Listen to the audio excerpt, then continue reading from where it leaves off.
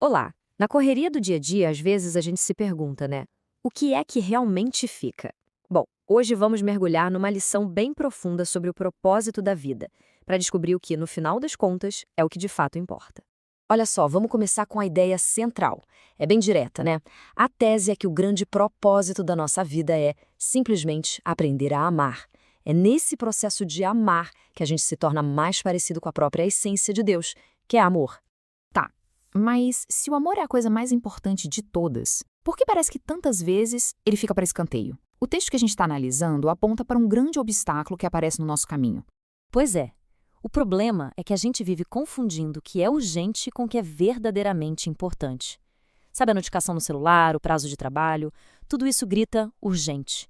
E no meio dessa confusão, são os nossos relacionamentos que acabam pagando o preço. E o texto faz uma distinção muito clara, muito nítida entre essas duas coisas. De um lado, está o urgente, a correria para ganhar a vida, pagar as contas, bater as metas. Do outro, está o importante, a jornada para aprender a amar a Deus e as pessoas ao nosso redor.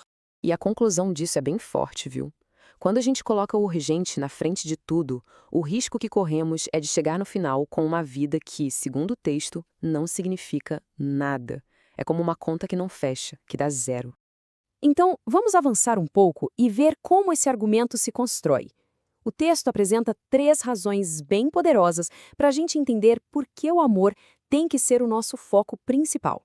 A primeira razão, e talvez a mais fundamental, é que é o amor que dá verdadeiro valor e significado para a nossa vida. Para reforçar isso, a fonte até cita o apóstolo Paulo. A ideia é que não importa o que a gente fale, o que a gente acredite ou o que a gente faça, se não tiver amor no meio, tudo perde o valor. O amor é tipo o ingrediente que valida todo o resto. A segunda razão é um lembrete muito poderoso sobre a eternidade. O amor, gente, é a única coisa que realmente dura para sempre. Pensa bem, conquistas, dinheiro, aplausos, tudo isso passa, desaparece.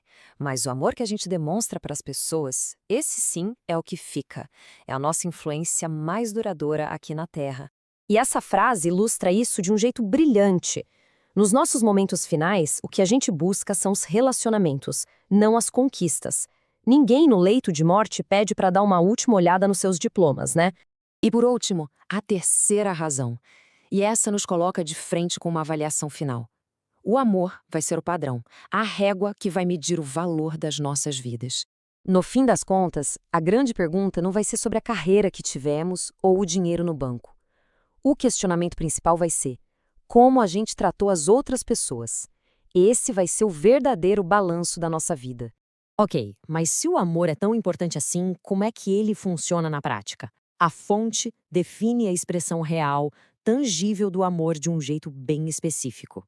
A proposta do texto é que o maior presente que se pode dar a alguém é o tempo. Por quê? Porque o tempo é um pedaço da vida que nunca, jamais pode ser recuperado. Dinheiro a gente consegue de novo, mas o tempo que passou, esse já era. Não se trata de presentes caros, sabe? O presente que as pessoas mais querem é a nossa atenção exclusiva. É como dizer, sem usar palavras, que aquela pessoa é a nossa prioridade naquele momento. Então, o ponto crucial é esse. O amor de verdade sempre envolve sacrifício. E o principal sacrifício é o do nosso tempo, de nós mesmos, para o bem de outra pessoa. Amar é essencialmente se doar. E tudo isso nos leva a uma conclusão final e, acima de tudo, urgente do texto.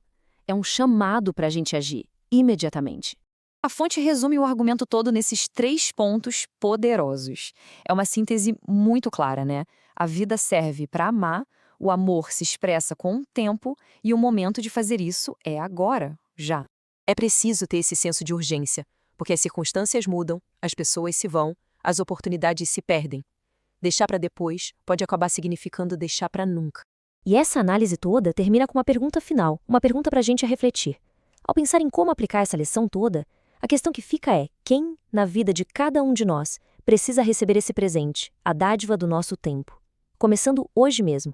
Gostou do vídeo? Deixa seu like e comentário, compartilha com alguém que precisa assistir e ser abençoado.